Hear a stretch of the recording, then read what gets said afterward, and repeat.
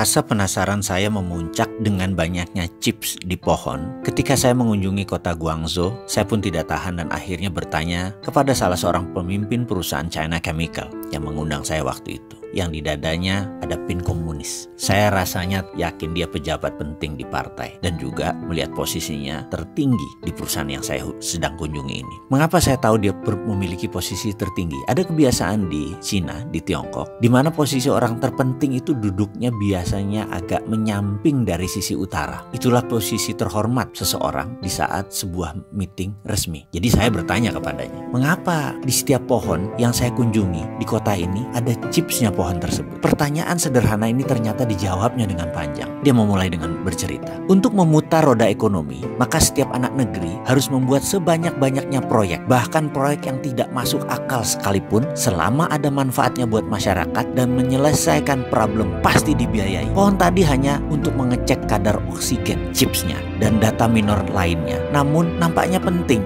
Karena itu menumbuhkan faktor ekonomi. Karena itu proyek itu dibiayai oleh negara. Saya pun bertanya, yang maksudnya dibiayai itu apa? Dia melanjutkan menjawab, penciptaan uang di Cina berbasis proyek. Dan proyek ini harus berlapis-lapis, hingga 10 lapis kalau perlu. Kalau tidak, ekonomi tidak berputar. Kembali saya agak bingung. Maksudnya bagaimana? Tolong bisa dijelaskan lebih lanjut. Kita punya istilah sendiri for the sake of discussion, oke? Katanya. Jadi kita tidak menggunakan bahasa yang umum maksud dia. Oke, saya bilang. Dia melanjutkan, kalau negara cetak uang, anggap itu adalah M0.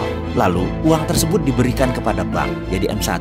Lalu disalurkan kepada pengusaha, jadi M2. Pengusaha tadi membeli tanah, jadi M3. Pemilik tanah tadi yang menerima uang tadi membeli sebuah pabrik, jadi M4. Uang jualan pabrik tadi dibelikan tanah lagi membangun usaha baru, jadi M5. Lalu dia membelikan mobil, lalu terus menjadi M6, M16, bahkan M20. Pokoknya minimum M12 ke atas, itu maksudnya. Lalu selagi dia bicara, kepala saya membayangkan sebuah diskusi beberapa bulan yang lalu dengan pejabat negara yang menyatakan, setelah M1 di Indonesia di bank tersebut disalurkan ke M2, uang tadi oleh M2 dibelikan sebuah tanah menjadi M3.